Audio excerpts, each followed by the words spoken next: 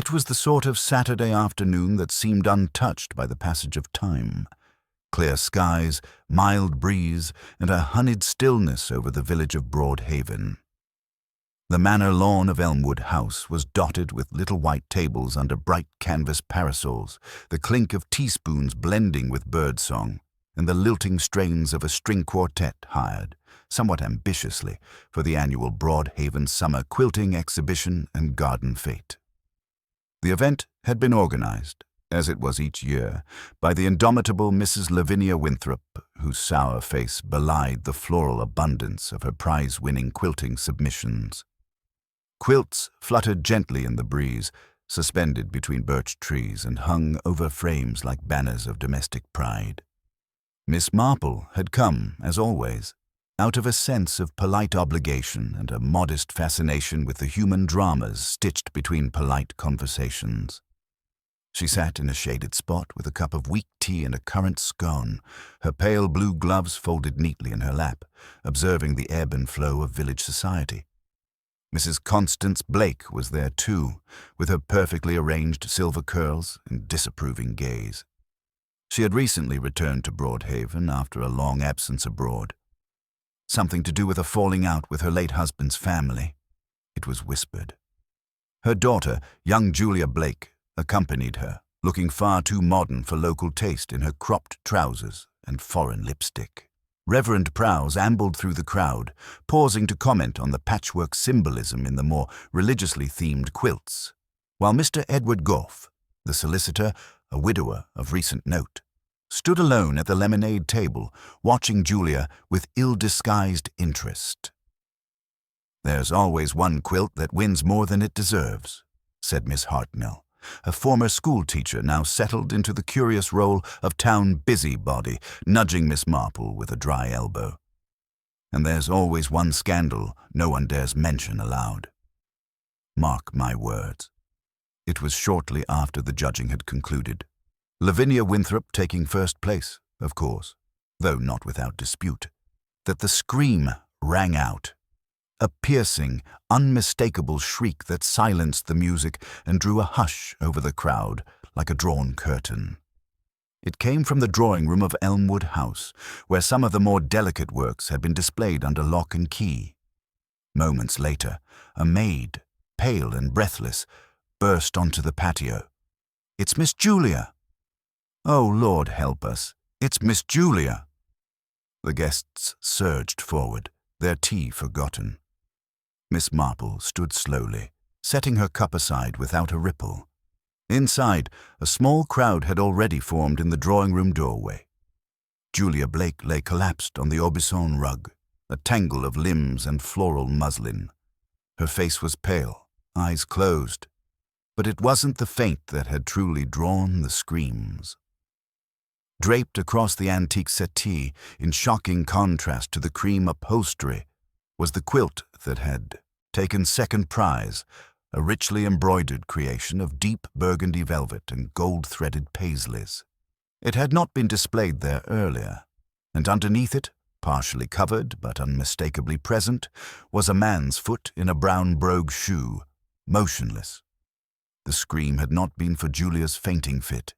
It was for the body behind the quilt. Edward Goff, solicitor of Broadhaven, was dead. Miss Marple, unnoticed in the sudden hysteria, quietly observed the edges of the quilt. Someone had folded it with care. It had not been tossed. No blood was visible, and the foot, how oddly polished it looked, as though prepared to meet someone important. She glanced down at her lapel, adjusting a stray thread, and softly murmured to herself, "Velvet and secrets. Dear me, someone's been very clever." The sudden, chilling discovery at Elmwood House rippled swiftly through Broadhaven, unsettling its tranquil surface like a stone dropped into a still pond. The guests at the garden fete, once engaged in light chatter and polite congratulations over the quilting prizes, now clustered in stunned groups or whispered anxiously among themselves. A faint pall of unease settled over the gathering, mingling with the lingering scent of summer roses and freshly brewed tea. Miss Marple, seated calmly just moments before, rose with a measured grace, her eyes narrowing slightly as she took in the scene around her. Her gentle hands, folded now against the soft fabric of her skirt, betrayed no outward agitation. Yet within, her mind was already weaving together the disparate threads of this strange tableau. The body, later identified as Edward Gough's by the parish constable who had arrived with alarming speed, lay still beneath the burgundy quilt, a silent accusation masked beneath layers of thread and fabric. The neatness of its placement struck Miss Marple immediately. It was not a hurried concealment, but a deliberate shroud, as if the murderer sought to hide their deed in plain sight. A murmur of speculation rose among the villagers. The Reverend Prowse, his clerical collar slightly askew, attempted to restore calm, but even his steady voice was tinged with unease. "We must leave this to the authorities," he urged, though his eyes flicked repeatedly toward Julia Blake, who sat nearby, still pale and trembling. Julia had been the first to faint, overcome by shock. Her mother, Mrs. Constance Blake, hovered anxiously at her side, her expression tightly controlled but revealing glimpses of worry beneath the practiced mask of composure. "Who would do such a thing here, in Broadhaven?" whispered Miss Hartnell to no one in particular, her voice trembling despite her usual airs of control. Miss Marple inclined her head slightly, her gaze sweeping over the gathering faces. There was confusion, fear, and a spark of something darker, defensiveness perhaps, or guilt. The local constable, a young man named Harris, soon arrived, followed by Inspector Calloway from the county police. The inspector, a tall, brusque figure with a sharp eye for evidence, took charge immediately. "No one leaves," he instructed firmly. "I want statements from everyone present." Miss Marple observed the inspector carefully. He was the kind of man who trusted physical evidence above all else, his manner brusque but professional. He would rely on fingerprints, alibis, and the like, but it was the intangible details, the subtle undercurrents of human behavior, that Miss Marple understood best. As the crowd was gradually ushered into the main hall of Elmwood House, she moved quietly to Julia Blake's side. "My dear," she said softly, "do try to take some deep breaths." "It's all right now," Julia opened her eyes, still glazed but more aware. I don't understand. How could this happen? Mr. Gough was so kind, so helpful." Miss Marple nodded, her voice gentle. "Sometimes the kindest people have secrets, and sometimes those secrets bring danger." Mrs. Blake, overhearing, interjected sharply. "Julia is in no state to discuss such things. This is dreadful enough without idle speculation," but Miss Marple only smiled faintly, unoffended. She had learned over the years to listen to what was said and what was not. The afternoon wore on as Inspector Calloway methodically questioned the guests and household staff. Alibis were collected, and a timeline began to form, though large gaps remained. The quilt itself was taken into evidence, carefully folded and sealed in a protective case by the forensic team. Among the villagers, gossip flourished, each weaving their own theories. "I heard Mr. Gough had a disagreement with the village council last week," whispered Mrs. Dalloway, the florist, to Miss Hartnell, who listened eagerly. "Something about land rights, I believe." Miss Hartnell nodded. "And did you see how Julia was looking at him?" There was something furtive in her eyes. Perhaps there was a secret between them. Reverend Prowse overheard and shook his head. "I would caution against jumping to conclusions. These are dangerous times for rumor, yet no one could deny the growing unease." Broadhaven, a village proud of its quiet dignity, suddenly felt exposed, its hidden resentments bubbling to the surface. Miss Marple, however, remained calm and observant. That evening, after the guests had departed and the household settled into an uneasy silence, she made her way to Elmwood House's drawing-room. The quilt, now back in place, hung on a specially installed frame for closer examination. The intricate embroidery captured her attention, a series of paisleys and floral motifs stitched with meticulous care. Yet there was something else beneath the surface, a pattern in the stitching that suggested a message. She traced her finger lightly along the golden threads, noting slight irregularities in the pattern. Later, Miss Marple visited the local bakery, where she found a cluster of villagers exchanging theories over stale bread and weak coffee. "There's always something that doesn't add up," she remarked quietly to Mr. Baker, a robust man with flour-dusted hands. "Like the way the quilt was folded," he replied, frowning. "No one folds a quilt like that unless they're hiding something." "Exactly," Miss Marple said. "And sometimes the smallest detail can unravel the largest mystery." Her eyes met those of Mrs. Constance Blake across the room. The woman's expression was guarded, but her fingers tapped nervously on the table. Miss Marple made a mental note to speak with her further. Over the next day, the village buzzed with unease and speculation. The police pursued the most obvious suspects, Julia Blake's nervous behavior and recent arguments between Edward Goff and several villagers made them prime candidates. Yet Miss Marple found herself drawn to quieter observations. She watched the way Mrs. Winthrop avoided eye contact when the quilt was mentioned. She noted the casual yet precise movements of the maid who first found the body. She remembered a fleeting expression on the Reverend's face when speaking of forgiveness. There was a pattern here, a delicate web of motives and secrets. Yet none of it fit neatly into the inspector's straightforward theories. That afternoon, Miss Marple visited the village library, a small room lined with well-thumbed volumes and local records. She requested old newspapers and parish records, seeking to understand the deeper history beneath Broadhaven's genteel facade. What she found were hints of old grievances. A bitter land dispute from decades prior, a scandal involving the Blake family and the Winthrops, and a legal battle that Edward Goff had quietly mediated years before. The records suggested long-standing tensions masked by polite smiles. Returning to Elmwood House as dusk fell, Miss Marple pondered the events, her keen mind piecing together the puzzle. The quilt, so carefully crafted, so deliberately placed, was a message. Someone wanted to hide a truth, but in doing so, had revealed themselves. She smiled softly. Now, let's see who tries to hide behind their own patchwork of lies. As the village of Broadhaven settled for the night, Miss Marple prepared for the days ahead. There were questions to ask, secrets to uncover, and a killer to expose. But, as always, she would wait patiently, watching, listening, and letting the small clues and human nature guide her to the truth. The following morning dawned crisp and clear, but a somber air hung heavily over Broadhaven. The garden fete had long since been abandoned, its festive cheer replaced by whispered conjectures and furtive glances. Elmwood House, with its stately facade now shadowed by tragedy, stood as a silent sentinel to the unfolding mystery.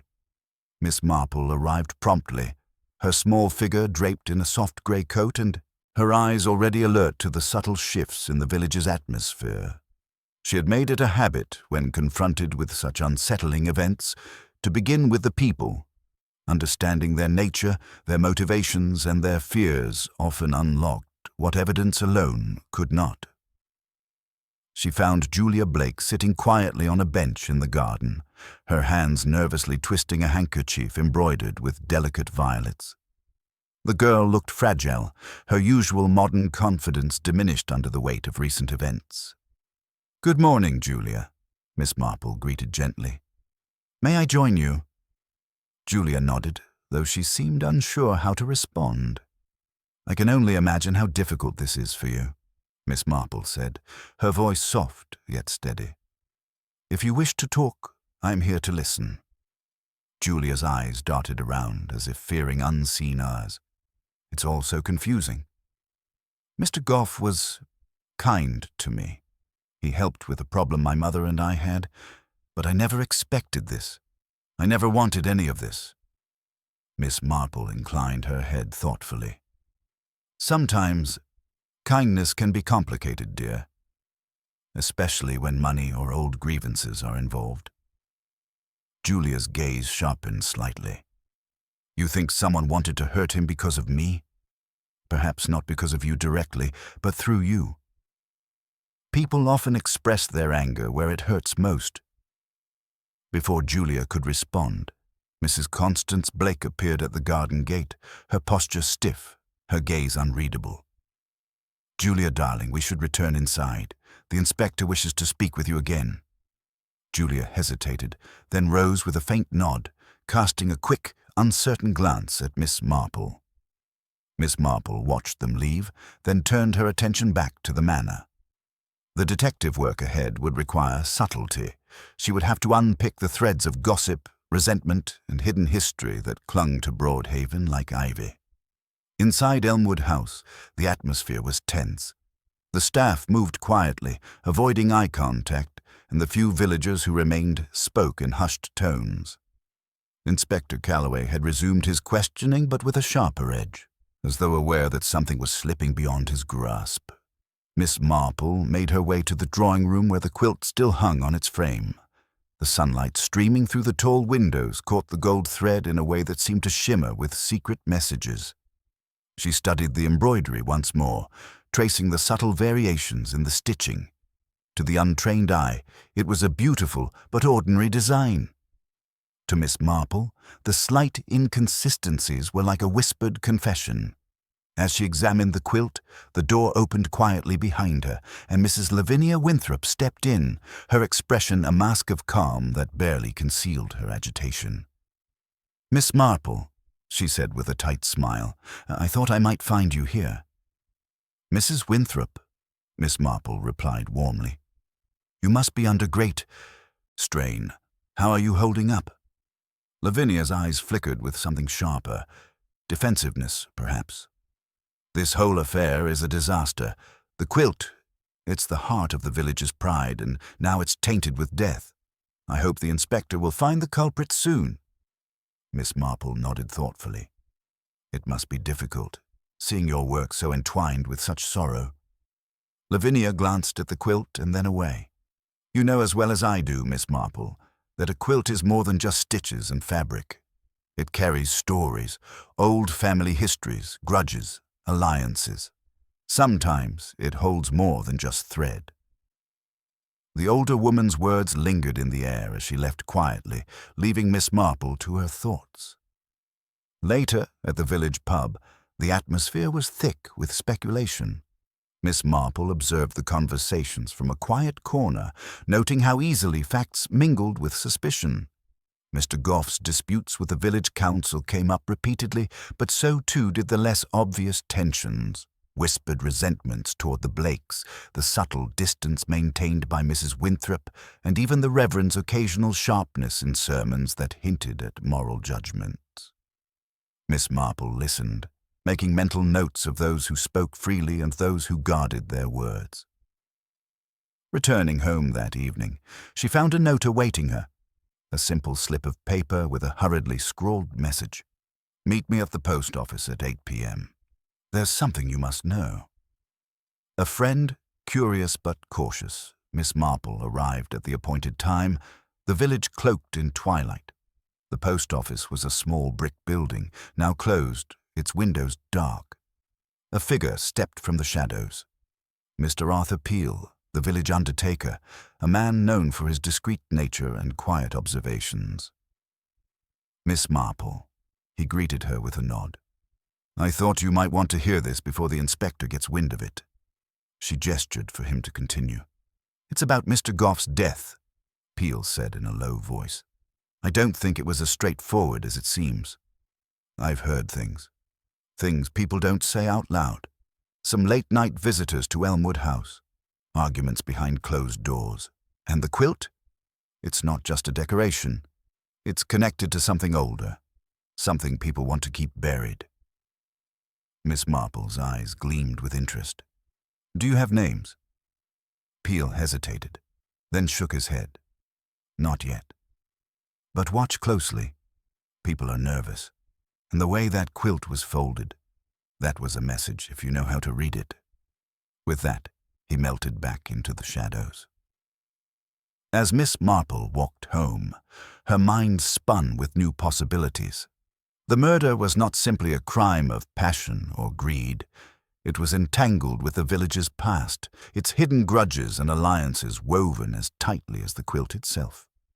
She resolved to delve deeper, starting with the village's archives and the long-forgotten histories buried in dusty records. The following day, Miss Marple visited the Broadhaven Library once again. She requested old census records, legal documents, and any references to the Blake and Winthrop families. Pages upon pages revealed a tangled web, land disputes, broken engagements, and whispered betrayals stretching back decades. The quilt's motifs, she now realized, mirrored the symbols of an old family crest associated with a bitter feud between two of Broadhaven's founding families, the Blakes and the Winthrops. Could the quilt itself be a silent testament to that feud, a carefully crafted symbol meant to provoke or conceal? As she left the library, Miss Marple noticed Mrs. Hartnell observing her from across the street, her eyes bright with curiosity and perhaps a touch of anxiety. "Miss Marple," the former schoolteacher called out, "if I may say so, it's remarkable how you see things others overlook." Miss Marple smiled politely. "I find that in small villages like ours, everyone wears a mask. It's only by watching carefully that the true face is revealed." Mrs. Hartnell nodded. "Just be careful, dear. There are those who would rather keep their secrets buried." That evening, Miss Marple invited Julia Blake for tea, hoping to gently probe the young woman's thoughts and fears. Julia arrived, her eyes still haunted but determined. "Miss Marple," she began hesitantly, "I don't know what to believe anymore. My mother won't tell me everything, and people look at me as if I'm the cause of this nightmare." Miss Marple poured the tea with calm assurance. "Sometimes, Julia, the truth is hidden not because it's shameful, but because it's painful. But it will come to light." Julia looked down, twisting the edge of her sleeve. "There was an argument the night before the fete. Between my mother and Mr. Goff. I heard raised voices, though I couldn't make out the words." "Did you speak to your mother about this?" Julia shook her head. "No, she won't say. I think she's afraid." Miss Marple sipped her tea thoughtfully. "Fear often keeps people silent, but silence can be dangerous." The conversation left Miss Marple with much to consider. The Blakes, the Winthrops, the quilt, they were all pieces of the same complex puzzle. In the days that followed, Miss Marple continued her quiet investigations, speaking with villagers under the guise of casual visits and errands. She noted subtle changes: Mrs. Winthrop's nervous glances, the Reverend's more guarded sermons, and Julia's increasingly frail composure. Meanwhile, Inspector Calloway's inquiries pressed forward, focusing more intently on Julia and Mrs. Blake. The pressure mounted. Yet Miss Marple knew better than to settle on the obvious suspects. Beneath the surface of fear and suspicion lay a truth woven in the delicate threads of human nature, and she intended to unravel it carefully, stitch by stitch. As twilight fell over Broadhaven once more, Miss Marple sat by her window, the quilt's image vivid in her mind. Somewhere within its folds was a secret that would soon emerge, changing everything the village thought it knew about the man beneath the burgundy velvet and the quiet life they all believed they understood. The mystery was far from over. The morning after her conversation with Julia, Miss Marple found herself drawn again to Elmwood House. The manor seemed heavier now, burdened with the weight of secrets pressing beneath its polished surface. The garden, where so much had unfolded, was quiet save for the soft chirping of birds and the distant murmur of village life beginning anew. Inside, the household was subdued. Mrs. Blake moved with a stiffness Miss Marple hadn't observed before, her usual poise edged with tension. Julia, too, appeared more withdrawn, her eyes shadowed by sleepless nights. Miss Marple felt a pang of sympathy for the girl, caught in the turbulent cross-currents of suspicion and grief. The inspector was at Elmwood, overseeing the gathering of evidence and questioning of the staff. His manner was brisk but courteous, his notes meticulous. Yet Miss Marple could sense the impatience beneath his professionalism, the desire to wrap the case quickly and return to routine. As she entered, Inspector Calloway glanced up. "Miss Marple, I hope you're continuing your inquiries. We've found some interesting discrepancies in the statements." She nodded mildly. "Indeed. People tend to say what they believe the questioner wishes to hear, or what they wish to be true." He raised an eyebrow. "A fair point. Any new insights?" "Patience, Inspector. The truth often lies in the smallest details, overlooked by those in haste." She turned her attention to the quilt hanging again in the drawing-room. The velvet shimmered faintly under the afternoon light. Taking a step closer, she traced the embroidery with her eyes, searching for what she had sensed before, a message encoded in thread. The intricate patterns bore the unmistakable symbols of the Blake and Winthrop families, intertwined in a way that spoke not of harmony but of contention. A subtle challenge, a reminder of old wounds never truly healed. Miss Marple's thoughts were interrupted by the arrival of Mrs. Lavinia Winthrop herself, appearing suddenly in the doorway. Her eyes were sharp, her expression guarded. "Miss Marple," she said, voice cool but not unfriendly, "I hope you don't mind my intrusion. There is something I believe you should know about the quilt." "Please, Mrs. Winthrop," Miss Marple replied gently, "I would welcome any information you care to share." Lavinia hesitated, then stepped inside. "The quilt was made decades ago by my grandmother and Mrs. Blake's mother. It was meant to commemorate a truce between our families after a bitter dispute over land and inheritance. But the truce was fragile, more a ceasefire than a resolution. Many in the village still hold grudges." Miss Marple nodded slowly. "And the way it is folded over the body, do you think it holds significance?" Lavinia's eyes darkened. "Yes. In our families, folding the quilt in such a manner is an insult, a way to declare that old grievances are not forgotten." It was a message. The room grew quiet. Miss Marple realized that the murderer had wanted their act to speak beyond the crime itself, to rekindle old conflicts.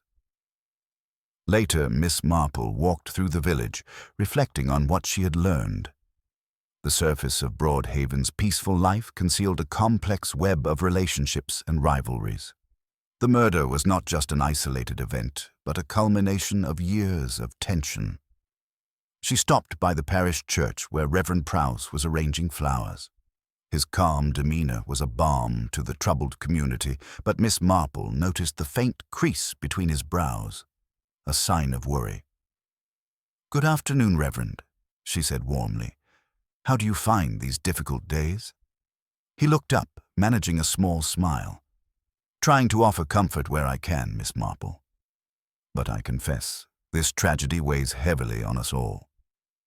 Miss Marple hesitated, then ventured carefully, "Have you noticed any unusual behavior among the villagers since the murder?" The Reverend sighed. "People are frightened, and fear makes them say and do strange things. But there is something else, a sense that secrets are slipping out, that the village's quiet surface is fracturing." Miss Marple nodded. "Yes, the past has a way of demanding attention." As the days progressed, the investigation intensified. Inspector Calloway focused increasingly on Julia Blake and her mother, scrutinizing their movements and conversations. The villagers whispered, casting furtive glances and sharing theories that often betrayed more about their own fears than the truth.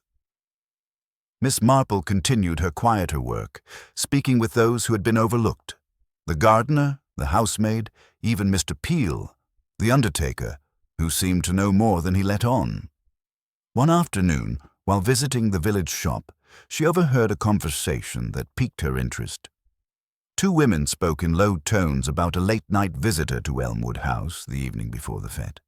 A man no one had mentioned to the police. Miss Marple approached gently. "Excuse me, I couldn't help but overhear. Might I ask who this visitor was?" The women exchanged uneasy glances before one spoke. "It was Mr. Henry Farnham, a businessman from the nearby town. He's had dealings with both the Blakes and the Winthrops in the past, mostly financial. No one knows why he was at Elmwood so late." Miss Marple thanked them and made a mental note to find Mr. Farnham. That evening, under the fading light, she found herself walking toward the Farnham estate. Henry Farnham was a tall man with a reputation for shrewdness and discretion. His polished manners and sharp eyes hinted at a man used to control and power. "Miss Marple," he greeted her with a measured smile. "To what do I owe the pleasure?" "I hope to ask a few questions about your visit to Elmwood House," she said kindly. Farnham's expression tightened just slightly. "A social call, nothing more. Edward and I had some business to discuss. Nothing of consequence, I assure you." Miss Marple studied him carefully. "May I ask the nature of this business?" "Financial matters," he replied vaguely. "But I'm afraid that is not something I can discuss." She smiled gently. "I understand discretion, Mr. Farnham. But if there is anything you think might help the investigation, I'm sure the authorities would appreciate your cooperation." He bowed his head slightly. "Of course. I will consider it, leaving the estate." Miss Marple felt the threads of the mystery pulling taut. Farnham's visit, the quilt's message, the bitter family feud. It all wove together into a tapestry of motives and opportunity. Back in the village, Miss Marple observed Julia's demeanor as the inspector's questions grew more pressing. The girl's fragile composure was strained, her anxiety deepening. One afternoon, Miss Marple invited Julia to take a walk through the village. They strolled past the old stone bridge and the duck pond, the air fresh with early spring scents. "Julia," Miss Marple began gently, "have you ever wondered why someone might wish to harm Mr. Goff?" Julia looked down, her voice barely above a whisper. "I don't know.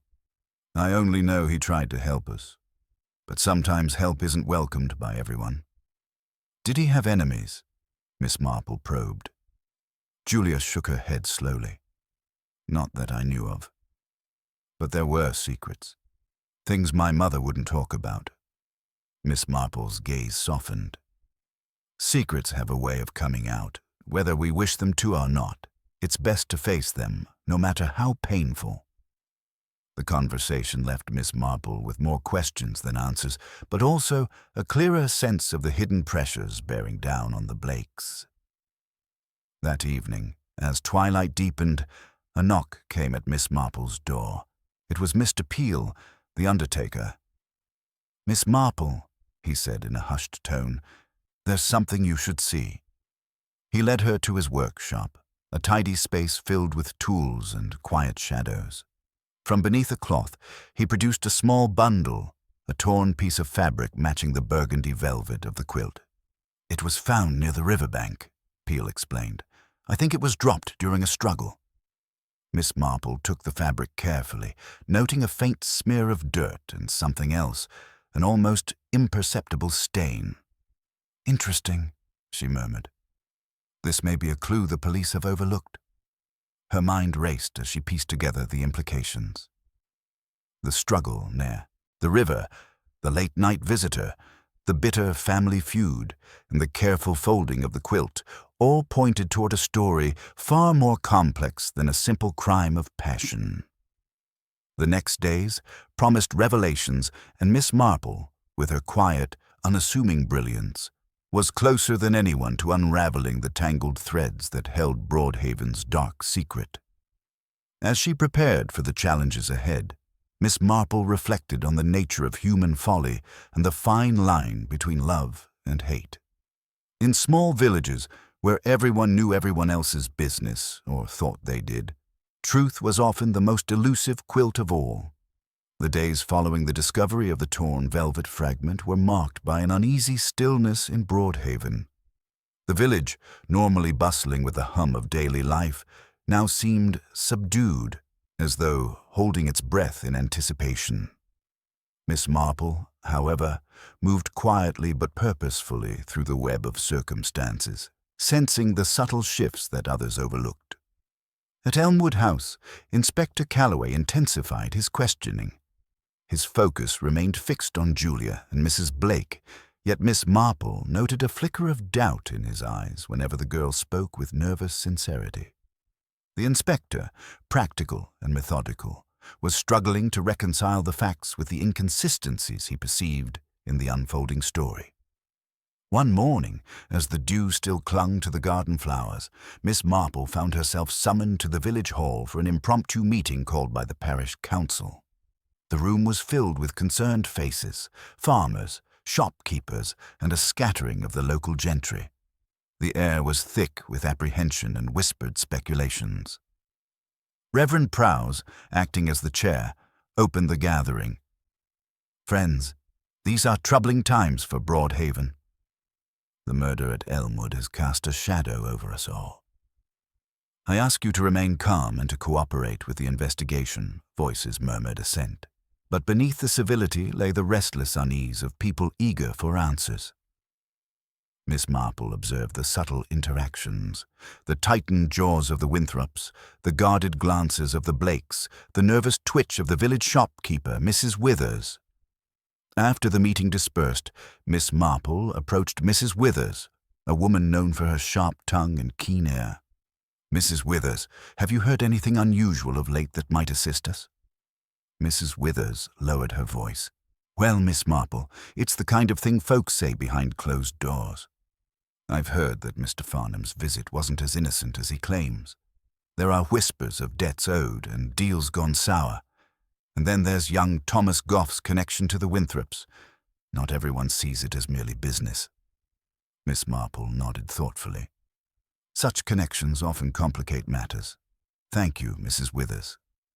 Later, Miss Marple paid a call on Thomas Goff's widow, Mary, a stoic woman who had managed the family's small farm since her husband's death 2 years prior.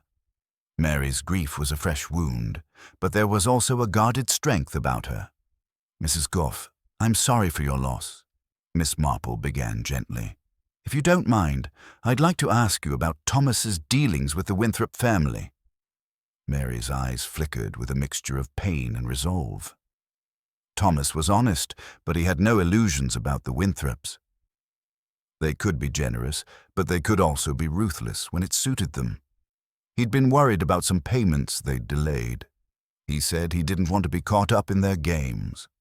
Miss Marple's mind pieced together the strands of tension, financial pressures, family rivalries, and the hidden debts that could motivate desperate acts.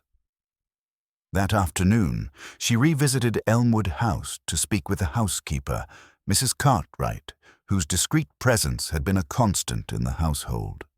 The woman was reserved but not unkind, and she held a wealth of observations behind her composed exterior. "Mrs. Cartwright," Miss Marple began, "have you noticed anything unusual in the days before Mr. Goff's death? Any visitors or conversations that seemed out of place?" The housekeeper hesitated briefly, then nodded. "There was one evening when Mr. Blake seemed restless. He paced the library for hours, speaking quietly on the phone. I couldn't hear much, but the tone was urgent." Miss Marple's curiosity deepened. "Did you observe anyone else coming or going that evening?" "No, but Miss Julia was unsettled too. She kept to herself after the call, and later I found a folded letter in her room. It looked important, but she asked me to burn it. I couldn't bring myself to do it." Miss Marple's fingers lightly touched the edge of the quilt's velvet hanging nearby, as if drawing strength from its silent testimony. "Would you mind if I read that letter?" Mrs. Cartwright shook her head apologetically. "I'm sorry, Miss Marple, but I can't betray Miss Julia's trust." Understanding the delicacy, Miss Marple smiled warmly. "Of course, Mrs. Cartwright. Sometimes the smallest kindnesses help more than we realize." As she left Elmwood, Miss Marple's thoughts were interrupted by the sudden approach of Inspector Calloway. "Miss Marple," he said, somewhat out of breath, "there's been another development." He led her back to the village, where a small crowd had gathered by the river bank near the edge of the woods. The late afternoon sun cast long shadows over a new discovery: a battered suitcase, half buried in the mud.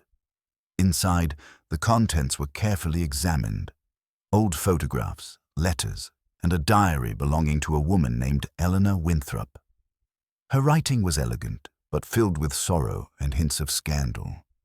The diary spoke of forbidden love, family betrayal, and threats whispered in the dark. Miss Marple took the diary in her hands, feeling the weight of the past pressing into the present. Eleanor's story was not just a footnote, but a vital piece of the puzzle. "That woman's fate," Miss Marple murmured, "seems to echo the tension still alive in this village." Inspector Calloway looked up, eyes narrowed. "You think her story connects to the murder?" "It would be foolish to discount it," she replied. "The past is a clever storyteller, and sometimes its secrets become deadly." The village whispers grew louder as news of the diary spread, stirring old fears and fresh suspicions. The Winthrops bristled at the renewed scrutiny, while the Blakes seemed to retreat behind a wall of silent endurance. One evening, Miss Marple invited Julia Blake for tea at her modest home. The girl appeared fragile, the strain of recent events etched deeply into her features. "Julia," Miss Marple said softly, "the truth has a way of freeing us, no matter how difficult it may be. If you have any doubts or fears, you may find it helpful to share them." Julia's hands trembled slightly. "I wish I could, Miss Marple, but there are things my mother forbade me to speak of. I'm frightened of what might happen if those secrets come to light." Miss Marple's eyes were steady and kind. "Sometimes the greatest courage lies in facing those fears. Secrets kept too long have a way of unraveling on their own." The following morning, a letter arrived at Miss Marple's door, anonymous and unsigned. Inside was a cryptic message: "The quilt hides more than thread. Look beneath the surface where the past and present entwine." Miss Marple pondered the words carefully. They seemed to urge her to look deeper, not just at the fabric, but at the hidden layers of history and emotion tangled in the village's heart. Returning to Elmwood House, she found Mrs. Lavinia Winthrop waiting in the drawing-room, her demeanor less guarded than before. "I've been thinking," Lavinia began hesitantly, "about Eleanor's diary and the message it contained. There was a time when my family's pride was our prison, and I fear some wounds were never allowed to heal." Miss Marple nodded. "Prisons of pride can be as confining as any cell. But opening the door is the first step toward freedom." As twilight deepened, the two women sat in thoughtful silence, the quilt hanging solemnly behind them, a silent witness to the village's tangled history. The mystery was far from solved, but Miss Marple felt the threads pulling tighter, ready to unravel at the right moment. The villagers of Broadhaven had much to reveal, and she would listen, quietly, patiently, with the sharp eye of one who understood the true fabric of human nature. The atmosphere in Broadhaven had grown palpably heavier in the days following the discovery of Eleanor Winthrop's diary. The village, wrapped in the quiet tension of old wounds reopened, seemed almost to hold its breath as though fearing what might surface next. Miss Marple felt this shift keenly, aware that beneath the polite facades, emotions churned like a restless tide. One mist-laden morning, she found herself back at Elmwood House. The manor, usually stately and composed, now seemed burdened by an oppressive stillness. Julia Blake, pale and withdrawn, had been spending much of her time alone in her room, and Mrs. Blake appeared increasingly frail, her usual sharp composure dimmed by worry. The housekeeper, Mrs. Cartwright, greeted Miss Marple with a cautious glance, her reserved nature now tinged with evident concern. As Miss Marple moved through the drawing-room, her eyes lingered once again on the burgundy quilt. The velvet's rich folds seemed to whisper secrets only the sharpest observer could hear. The message was clear. The past and present were inexorably entwined, and the key to the murder lay buried within that tangled skein. Inspector Calloway had been at Elmwood every day, his presence a constant reminder of the relentless progress of the investigation. Yet his determined questioning had yielded little but more questions. He was beginning to see the limits of evidence and procedure, perhaps sensing, as Miss Marple did, that the heart of the matter was more subtle than any straightforward motive. That morning, Miss Marple had a private word with the inspector. "Inspector," she said gently, "I believe the diary and the quilt are far more than mere artifacts. They are symbols of the village's deeper conflicts, pride, betrayal, and secrets kept for too long. The murderer sought to speak through these to send a message." Calloway rubbed his chin thoughtfully.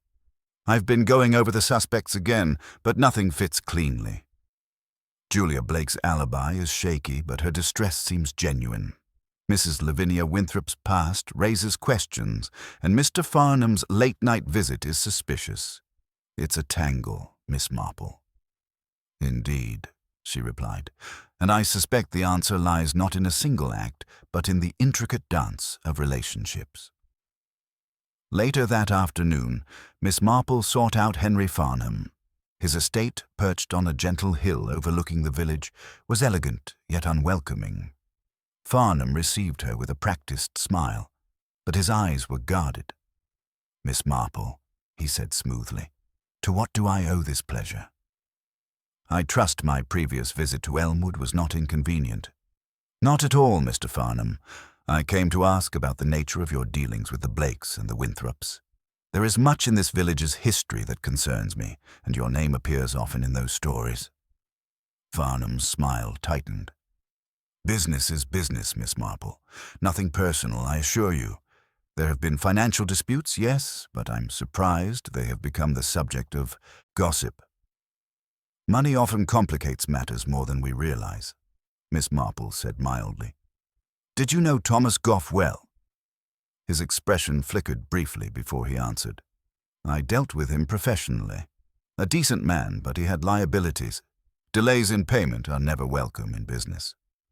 Miss Marple watched him carefully. "Did you have any disagreements recently?"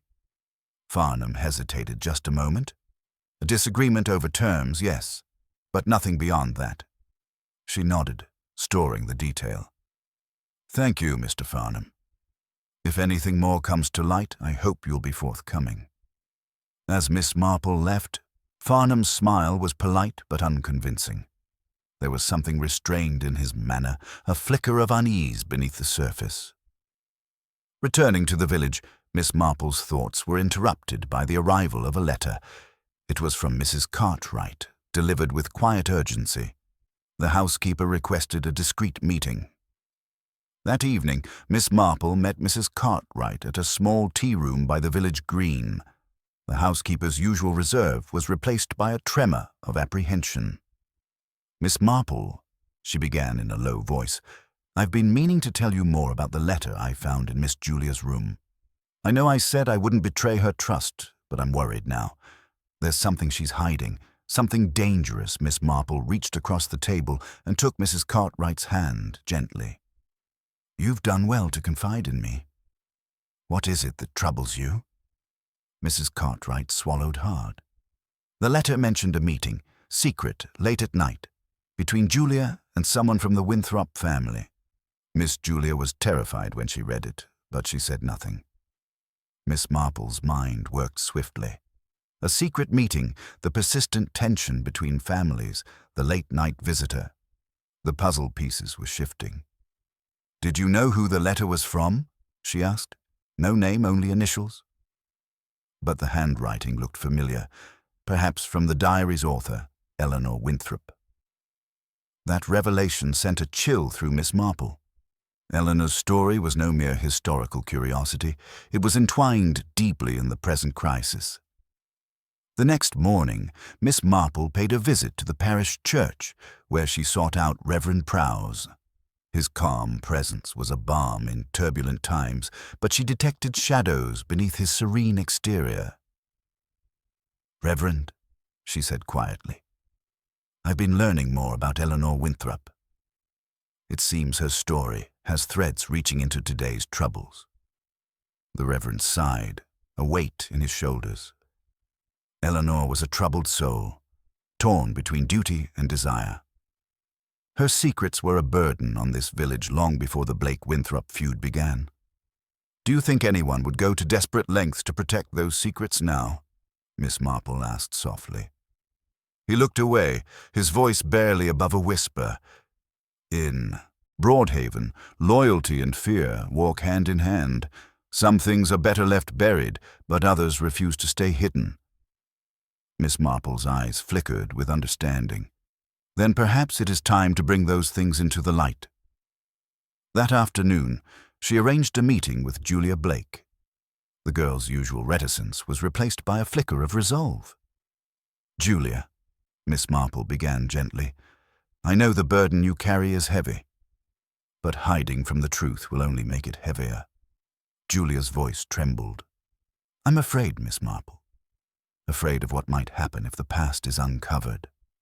My mother, she warned me not to dig too deep." Miss Marple reached out and clasped Julia's hands warmly. "Sometimes the past is a dark room, but it's better to light a candle than to stumble blindly."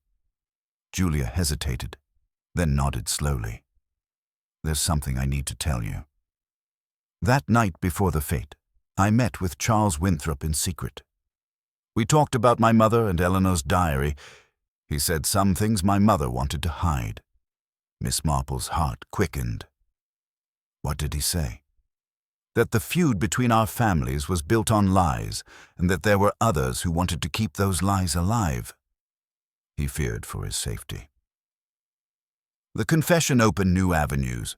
Charles Winthrop, a man who had remained aloof until now, was suddenly a key figure. His fear suggested knowledge, perhaps even guilt, but of what?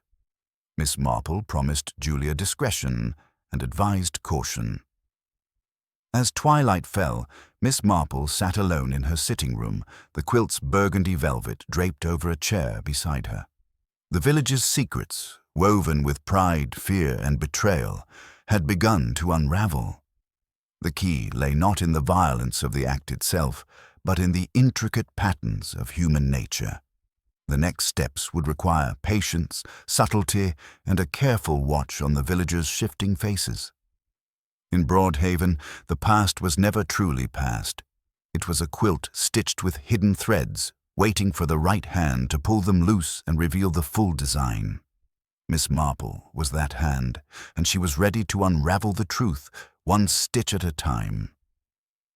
The village of Broadhaven seemed suspended between dusk and dawn, caught in the uneasy calm that often precedes the storm.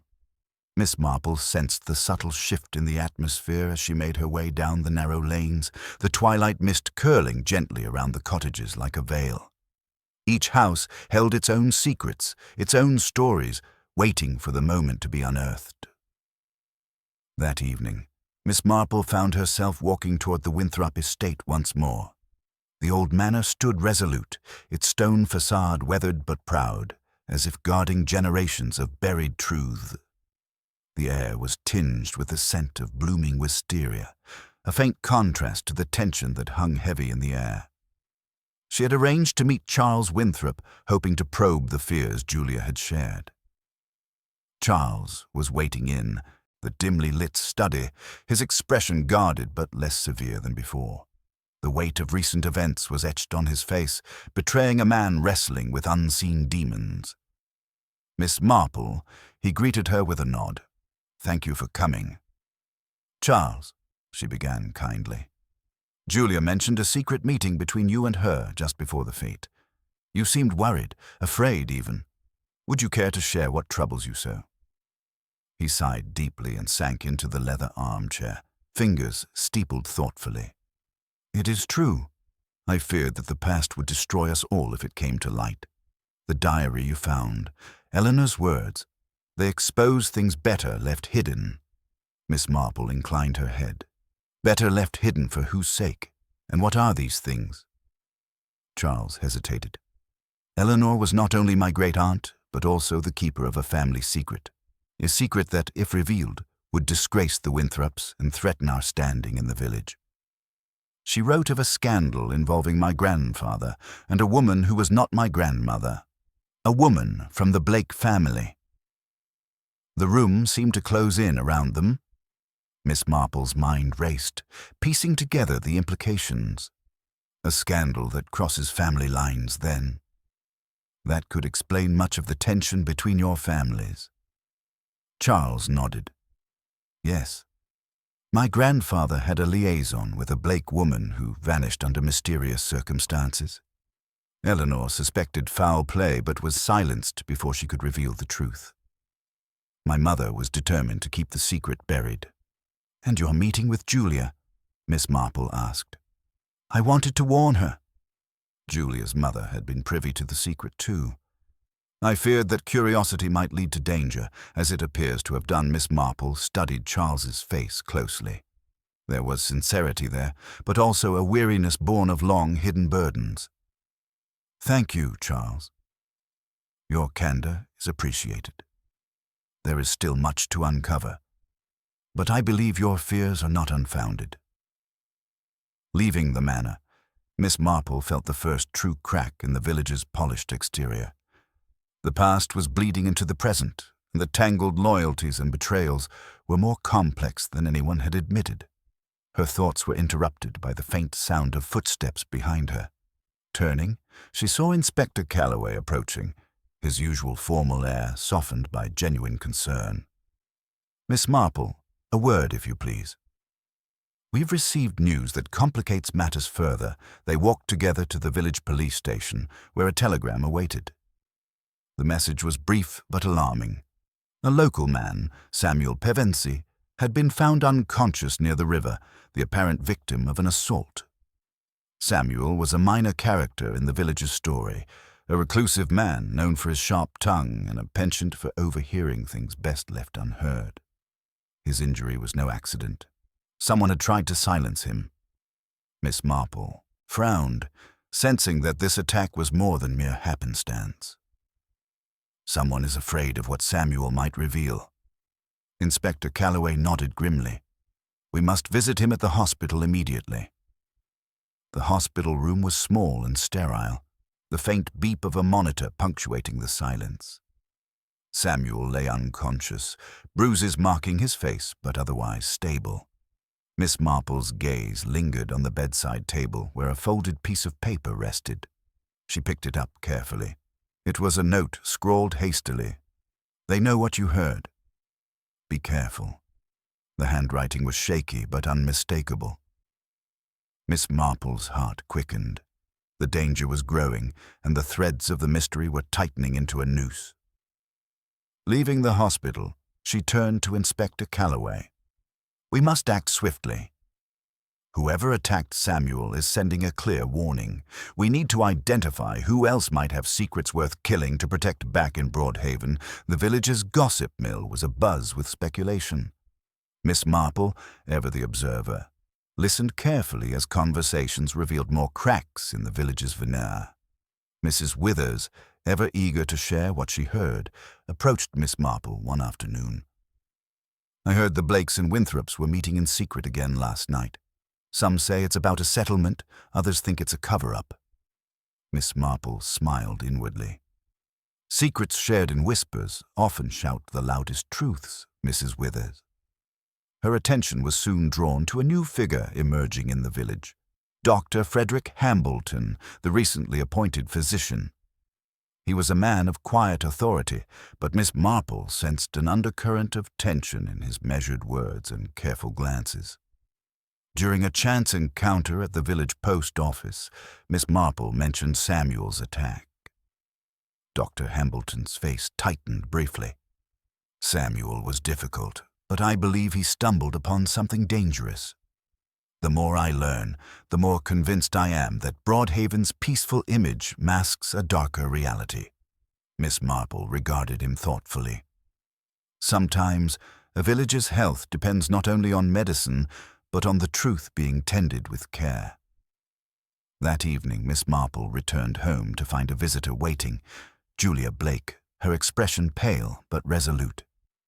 "Miss Marple," Julia whispered, "I have something to tell you. After my meeting with Charles, I found a letter in my mother's belongings. It's addressed to Eleanor Winthrop, written by someone named L.M. It talks about a plan to keep certain truths hidden, no matter the cost." Miss Marple accepted the letter with a steady hand. The envelope was old, but well preserved, the ink faded, but legible. "Thank you, Julia. This may be the key to understanding what we are truly dealing with." Together, they read the letter by the soft glow of a lamp. The writer, L.M., warned Eleanor of dangerous intentions within the village, threats against anyone who dared expose the past. The letter hinted at alliances forged in secrecy and at a figure wielding influence behind the scenes. Miss Marple's mind churned. The quilt, the diary, the letter, they were pieces of a mosaic revealing a story of fear, power, and vengeance. "Julia," she said gently, "we must be cautious. Those who wish to keep these secrets may go to great lengths, but with patience and care, we shall bring the truth to light." As the night deepened, Miss Marple sat by the window, the quilt's velvet folds catching the moonlight. The village's shadows stretched long, but she was certain that with every secret unveiled, the path to justice grew clearer. In Broadhaven, beneath the quiet surface, the tapestry of human frailty and courage was unfolding, one stitch at a time, and Miss Marple, with her quiet wisdom and unyielding patience, was weaving the final pattern that would reveal the truth hidden beneath the quilt. The morning light filtered softly through the lace curtains of Miss Marple's sitting room, casting delicate patterns on the worn carpet and the familiar quilt draped across her favorite armchair. The quilt, the very object around which this tangled web of secrets and tragedy had begun to unravel, seemed to pulse quietly with the weight of untold stories. Miss Marple sat with Julia Blake, the letter still resting between them, a tangible piece of a puzzle that was growing more intricate by the hour.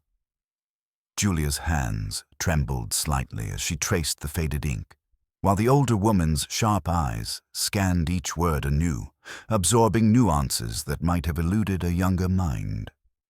"It's clear now," Miss Marple murmured, "that this L.M. was someone intimately involved in the past dealings of these families. Perhaps even someone who saw themselves as a guardian of those secrets." Julia nodded, swallowing hard. "But who exactly?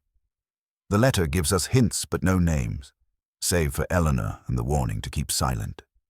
Miss Marple's fingers rested thoughtfully on the quilt's patchwork, the varied fabrics representing a collection of different times and hands. And yet, within such layers, one often finds the threads that bind. Secrets like these do not live in isolation. They ripple through generations. Her mind turned to recent events, the attack on Samuel Pevensey, Charles Winthrop's guarded confessions, and the tensions flaring anew between the Blakes and Winthrops. The village, so tranquil on the surface, was roiling with concealed rivalries and old grudges. As Julia left to face the day's inevitable questions and whispers, Miss Marple resolved to follow where these threads might lead. The next step, she felt, was to revisit the people whose voices had been most conspicuous by their absence or avoidance in recent days. Her first call was to Dr. Frederick Hambleton, whose quiet observations had suggested a deeper understanding of Broadhaven's hidden fractures. She found him at his surgery, poring over medical notes with an intensity that suggested he was wrestling with more than just physical ailments. "Good morning, Doctor," she began gently. "I wonder if you might indulge an old lady's curiosity. What do you make of Samuel Pevensey's attack and the dangers it implies for our little village?" Dr. Hambleton looked up, his gaze steady but shadowed. "Miss Marple, I fear Samuel's assault is symptomatic of the broader unrest beneath our community's calm exterior. He was a man with a knack for overhearing conversations and uncovering truths no one wished revealed. Miss Marple nodded. "Do you suspect who might have wanted him silenced?" The doctor hesitated. "Not yet, but I am beginning to understand that the wounds we see, physical or emotional, often come from far deeper sources. The interplay of family loyalties and old betrayals runs thick here." Their conversation was interrupted by a sharp rap at the door. A young woman entered, Margaret Pevensey, Samuel's niece, her face pale but determined. "Doctor, Miss Marple," she said breathlessly, "I need to speak with you both. It's about Samuel." Miss Marple gestured for her to sit. "Please, Margaret, tell us everything you know." Margaret swallowed her fear and spoke swiftly. Samuel was convinced that the old quarrel between the Blakes and Winthrops was more than just family rivalry. He found a box hidden in the church archives, papers, letters, documents that hinted at financial dealings, threats, and even a possible motive for murder decades ago. Miss Marple's eyes lit with interest. "The church archives?" "That's unexpected," Margaret nodded. He planned to show them to Charles Winthrop, hoping to end the feud. But someone must have found out. Dr. Hambleton frowned. It's possible that the documents could alter the entire narrative of the village's history. Miss Marple turned to Margaret. "Would you be willing to take me to the church archives? It might be wise to see these papers before they disappear." Margaret agreed, relief evident in her expression. "Yes, of course." Later that afternoon, Miss Marple and Margaret crossed the village square toward the ancient parish church. The building, steeped in centuries of history, exuded an aura of solemnity and secrets. The heavy wooden door creaked as they entered, the faint scent of old wood and candle wax filling the air. The church clerk, a kindly man named Mr. Pierce, greeted them and led them to a small chamber filled with dusty shelves and leather-bound volumes. Margaret produced a small key and unlocked a worn wooden box, revealing a collection of papers, yellowed with age but meticulously preserved. Miss Marple carefully sifted through the letters and documents. Among them were correspondences between Eleanor Winthrop and various villagers, financial ledgers, and a series of threatening notes, unsigned but unmistakably menacing. One letter caught her attention, dated shortly before Eleanor's death and addressed to a dear friend. Its tone was urgent, imploring caution and secrecy. The letter mentioned a meeting planned to settle the debts of the past and warned of irreparable consequences should anyone betray that trust. "Do you know who this dear friend might be?" Miss Marple asked Margaret. The young woman shook her head. Samuel thought it might be L.M., the letter writer, but he never found out. Miss Marple's mind was a flurry of connections. The letter's timing, Eleanor's death, the mysterious meetings, all pieces fitting into a puzzle that suggested the surface narrative was but a carefully crafted facade. As they left the church, the cool air sharpened Miss Marple's resolve. The danger lurking in Broadhaven was not simply the result of a single murder or attack. It was the manifestation of long-standing vendettas and secrets fiercely guarded. Returning to her cottage, she found Julia waiting anxiously. "Have you learned anything new?" Julia asked, hope flickering in her eyes. "Indeed," Miss Marple replied softly. "The church archives hold truth that some would kill to protect. It appears the conflict between your family and the Winthrops extends far beyond personal grievances." Julia's expression hardened. "What must we do?" "Patience and prudence," Miss Marple advised. "And above all, discretion. We are close to understanding the full story, but it is essential that we do not rush. The true culprit thrives on chaos and suspicion. That evening, as the village settled under a blanket of stars, Miss Marple sat by her window, the quilt folded neatly nearby. The pieces of the puzzle were coming together, but the final picture remained elusive, hidden in shadows and silence. She reflected on the human nature that had long fascinated her, The fears, the jealousies, the desperate acts people commit to protect their reputations and loved ones. It was a tapestry woven from both light and dark threads, each essential to the whole.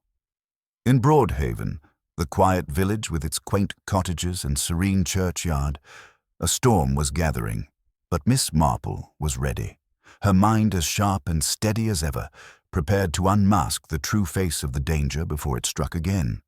And somewhere, in the stillness of the night, the quilt lay waiting, its patches a silent testament to secrets too powerful to remain hidden much longer. The soft drizzle that had begun to fall over Broadhaven lent a muted melancholy to the village as Miss Marple made her way toward the modest home of Mrs. Edith Bloom. The garden paths gleamed slick with rain, the usually vibrant flowers bowed beneath the weight of droplets. The atmosphere was as subdued as the villagers' whispered conversations, each word laden with the weight of recent revelations and unspoken fears. Edith Bloom was an old friend of Missy Marple's, a woman whose keen memory and delicate manner concealed a sharp mind. She had been a constant presence at the various gatherings surrounding the unfolding mystery, often unnoticed but never truly uninvolved. Today, Miss Marple sought her counsel and, perhaps more importantly, a piece of the village's hidden past. The door opened promptly, and Edith welcomed her inside with a warm, if slightly anxious, smile. The small sitting room was cozy, filled with the faint scent of lavender and freshly brewed tea. As they settled, Miss Marple explained her latest discoveries, the letter from the archives, the threats, the fragile alliances that stretched back generations. Edith listened carefully, her eyes reflecting a flicker of something deeper, perhaps regret or fear. You must understand, dear, that in Broadhaven, secrets are like the roots of the oldest oak tree, hidden beneath the surface but nourishing everything that grows above. Miss Marple nodded thoughtfully. I sense that there are still roots yet to be unearthed, Edith. Your family has long been entwined in this tapestry. Is there anything you can tell me that might shed light on the true nature of these bonds? Edith hesitated, then sighed. Very well. There is something I have kept to myself for years, a story whispered between my mother and Eleanor Winthrop. It concerns a man named Leonard Marlowe. The name stirred a faint memory in Miss Marple's mind. Leonard Marlowe had been a figure of some standing in the village decades ago, a man whose reputation had been marred by scandal and rumor, yet whose precise story remained elusive. Edith continued.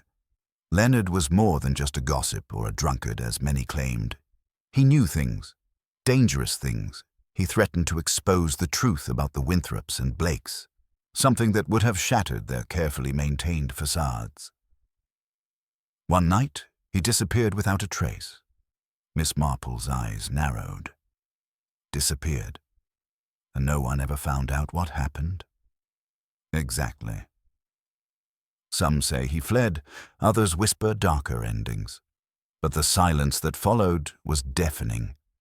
Eleanor spoke of fear, of threats made in the shadows. She feared Leonard might come back to reveal what he knew. This new revelation added a layer of complexity. If Leonard Marlowe had been silenced, or worse, it could explain the underlying terror that motivated the recent violence. Perhaps Samuel Pevensy's attack was a grim echo of the past, a warning repeated through generations. As they spoke, Edith retrieved a small, worn photograph from a drawer. The image was faded but unmistakable, a group of villagers standing outside the old mill, Leonard among them, his expression defiant. Miss Marple studied the photograph carefully. Thank you, Edith. This is invaluable. It's clear that the shadows of the past still linger strongly in Broadhaven. Their conversation was interrupted by the sound of hurried footsteps outside. Edith glanced nervously toward the window as the doorbell rang sharply. Miss Marple opened the door to find Charles Winthrop standing there, rain-damp and urgent. Miss Marple, I must speak with you, he said breathlessly. It's about Julia. She's gone missing." The words hung heavy in the air. Julia, who had been so determined to uncover the truth, was now herself swallowed by the mystery. Without hesitation, Miss Marple and Charles stepped into the rain, the urgency propelling them through the slick streets. Julia's disappearance was no accident. It was a deliberate move by someone desperate to bury the secrets she threatened to reveal. They began their search at the last place Julia had been seen, the village square, then the river bank, where the gentle flow seemed at odds with the turmoil consuming the village. As twilight deepened, Miss Marple's keen eye caught sight of a small scarf snagged on a bramble near the water's edge. Julia's scarf. It was stained faintly with mud, the fabric torn. "Someone wanted to stop her," Miss Marple said quietly. "But why?" Charles looked away, anguish evident. "Because the past is a burden too heavy for some to bear." Their search continued under the growing cloak of night, and it was only when they reached the old mill, the very place captured in the photograph, that a faint cry pierced the stillness. Rushing forward, they found Julia, shaken but unharmed, hidden in a small outbuilding. She looked up at Miss Marple with tears and relief. "They warned me to stay silent," Julia whispered. "But I couldn't." The truth must come out. Miss Marple helped her to her feet, the quilt's presence almost palpable in the night air. The village's darkest secrets were surfacing, and though the danger was real, so too was the promise of justice. Back in the warmth of her home, Miss Marple sat with Julia and Charles, the trio bound by shared purpose. The pieces of the puzzle, letters, threats, disappearances, were aligning toward a revelation that would shake Broadhaven to its core. As the night wore on, Miss Marple's thoughts circled a familiar theme. In the quietest places, where people believe their secrets are safe, the sharpest eyes must watch and wait, and the moment to reveal the truth was drawing near. The early morning light spilled gently into Miss Marple's sitting room, casting long shadows across the quilt that lay folded on the chair beside her.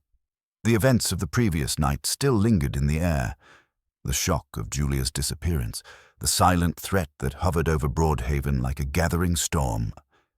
Yet, amid the unease, there was a sense of progress.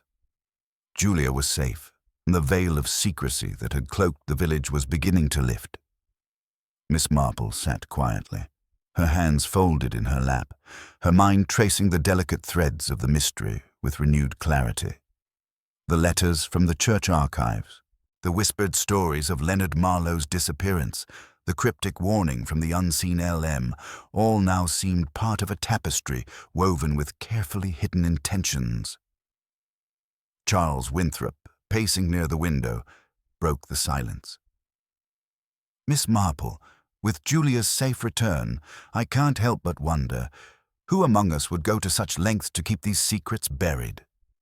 The layers of deception are almost too complex to unravel." Miss Marple smiled faintly, her gaze steady. "Sometimes it is not complexity, but the simplest truth hidden beneath the noise that reveals the culprit.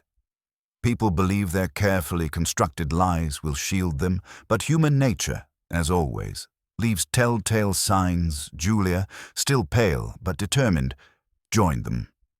I overheard something last night after I was found. A conversation between two villagers. Whispers about the quilt. Charles frowned. "The quilt? You mean the one that belonged to my grandmother, Eleanor?" "Yes," Julia confirmed. Apparently it was more than just a patchwork of fabric. It hid something important, something that someone was desperate to keep secret. Miss Marple nodded thoughtfully. "That quilt, much like the village itself, is a cover. Beneath its innocent appearance lies a story waiting to be uncovered." With this newfound lead, the three agreed to revisit the Blake family estate. Julia's knowledge and Charles's access to the home offered a rare opportunity to search carefully for the hidden item within the quilt. The morning air was crisp as they made their way through the winding lanes, the village slowly waking to a day heavy with anticipation. Once inside the cozy sitting room, Julia carefully unfolded the quilt, spreading it across the table. Each patch of fabric was carefully examined, revealing delicate embroidery and seams that spoke of a skilled hand. As Miss Marple's fingers traced the edges, she paused at one particular square, a piece of faded floral silk that seemed slightly thicker than the others. "Look here," she said softly. "This patch appears different, perhaps padded or reinforced." Julia reached beneath the fabric, her fingers probing gently. A small, concealed pocket emerged, containing a folded piece of paper, yellowed with age but intact. Miss Marple unfolded it carefully, revealing a handwritten note in Eleanor Winthrop's elegant script. The letter was addressed to "My dearest friend," and spoke of a pact made long ago, a promise to protect certain truths for the sake of peace in Broadhaven. But the final lines hinted at betrayal, a warning that some would seek to break the pact, unleashing consequences far graver than the village dared imagine. Charles' voice was hushed, filled with reverence. "This changes everything. Eleanor was trying to protect us, but from what?" Miss Marple's eyes narrowed thoughtfully. "From the unraveling of the past. And from those who would kill to prevent it." The weight of the discovery settled over them, but the answers they sought still lay just beyond reach. Later that day, Miss Marple arranged a meeting with the key villagers, those most deeply entwined in the village's hidden history. The small gathering took place in the village hall, its modest interior charged with quiet tension. Each person present bore the marks of their own burdens. The Blakes, the Winthrops, Edith Bloom, Margaret Pevensey, and a few others whose connections to the mystery were undeniable. Miss Marple addressed the assembly with gentle authority. "We have uncovered truths that have long been buried beneath layers of silence and fear. It is time for honesty, for clarity, and for the shadows to be lifted." She laid the letter on the table, allowing the assembled group to absorb its contents. The room was still, the air thick with unspoken questions. One by one, the villagers shared fragments of memory and suspicion, revealing fractures and loyalties alike. Old rivalries surfaced alongside unexpected alliances, painting a complex portrait of a community bound by both love and pain. As the conversation deepened, a subtle change took place. Tensions softened, replaced by a tentative desire to confront the past and seek a path forward. Yet, beneath this fragile truce, Miss Marple sensed a final piece remained hidden, a truth that only a carefully crafted test could reveal. That evening, she invited the suspects for tea in her sitting room, a seemingly casual gathering that masked her true intent. As they sipped quietly, Miss Marple engaged each in conversation, her questions gentle but probing. Her eyes watched keenly for the smallest flicker of discomfort, the hesitation that betrayed guilt. It was in the exchange with Margaret Pevensey that the subtle tension reached its peak.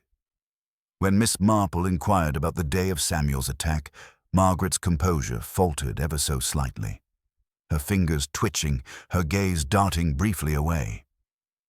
"Tell me, Margaret," Miss Marple said softly. "Did you have any reason to fear what Samuel might uncover? Any reason to wish him silenced?" Margaret's breath caught and she looked away, voice barely above a whisper. I only wanted to protect my family." Miss Marple nodded, her voice calm but firm. "Sometimes protection becomes imprisonment, and the cost of silence can be far greater than the truth." The room fell silent, the weight of her words settling over everyone present.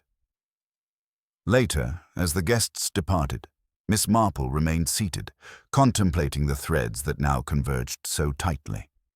She knew the time for revelation was near, the moment when all the puzzle pieces would finally click into place, exposing the face behind the quilt's hidden secret. The village of Broadhaven, with its quaint streets and quiet facades, had been forever changed by the shadows that once hid beneath its surface. But as dawn broke the next day, Miss Marple was ready to unravel the final knot and bring light to the secrets that had long threatened to consume them all. The late afternoon sun cast a gentle golden glow over Broadhaven as the village seemed to hold its breath in anticipation. Within the familiar walls of Miss Marple's sitting room, the key figures of the mystery had gathered once more, drawn by the quiet summons of the village's keenest observer. The quilt, now carefully folded and resting on a nearby chair, seemed almost symbolic of the tangled secrets they had all carried, some knowingly, others obliviously, for so long.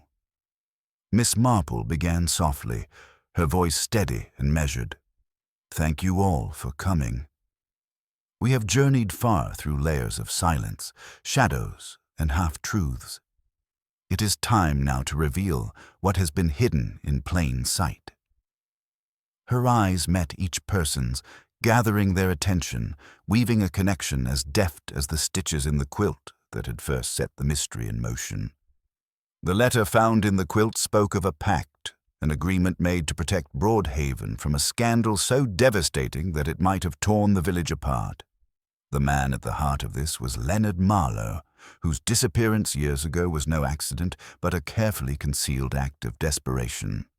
She paused, allowing the weight of those words to settle. Samuel Pevensy's attack was no random act of violence, but a deliberate effort to silence a threat, a continuation of those old shadows, and Julia's disappearance was intended to prevent her from revealing truths that some still wished buried. Miss Marple's gaze rested on Margaret Pevensy, whose composure had already shown signs of strain. "Margaret, you admitted to wishing to protect your family. Yet the line between protection and concealment can become dangerously thin." Margaret's eyes glistened with tears. "I was frightened. Leonard Marlowe discovered something about my family's history, something that would have destroyed us. I didn't mean for anyone to get hurt. I only wanted to keep the past where it belonged." Miss Marple nodded gently. "And yet, it was the desire to keep the past buried that led to the very tragedies we mourn." She then turned to Charles Winthrop. "Charles, your grandmother Eleanor's role was more complex than anyone realized. She made the pact to preserve peace, but she could not foresee that fear would turn her descendants into prisoners of silence." Charles swallowed hard. "So who was responsible for Leonard's disappearance and for keeping the violence alive all these years?" Miss Marple's eyes twinkled with quiet triumph. "It was Edith Bloom who held the final piece of the puzzle. Edith, you see, had more reason than most to protect the family secrets. Your father, it turns out, was deeply involved in the decision to remove Leonard, and when Samuel began to ask questions, your fears and your loyalty led you to desperate acts." Edith's breath hitched, her usual calm fracturing. "I did what I thought was right. The village needed to be protected, and Leonard was a danger. I never wanted anyone to die. But protection at the cost of life is a heavy burden," Miss Marple said softly. "It is the truth, however painful, that frees us." The room was silent but for the ticking of the old clock. The villagers looked at one another, the invisible chains of years-long silence beginning to fall away. As the local constable stepped forward to take Edith into custody, Julia exhaled, a fragile hope shining in her eyes. Perhaps now Broadhaven can heal.